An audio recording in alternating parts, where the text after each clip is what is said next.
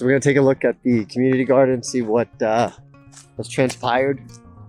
All of this stuff is going to seed as well. Again, I'm gonna try to collect seeds. There's some spinach and stuff here that I really want to get some seeds, but didn't do very well from the heat dome.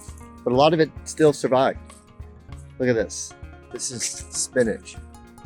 Somehow I gotta figure out how to collect the seeds from here. I think it's these little guys right here.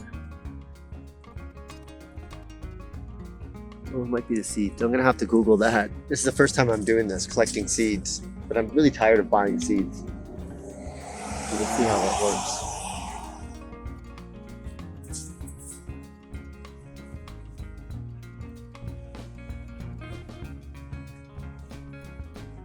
Interesting stuff. Take a quick look at these raised garden beds. Nice and colorful. They look actually really good until the heat dome. All this stuff's turned to seed. Hopefully it'll just fall back into the soil and grow next year. That's kind of like the goal of letting all this stuff go to seed rather than just rip it out, which most people do.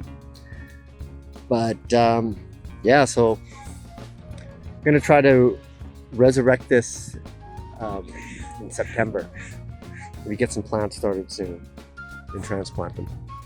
So there's your update for the community garden on the boulevard, the free garden. Here, some peas. I wonder if they are still good.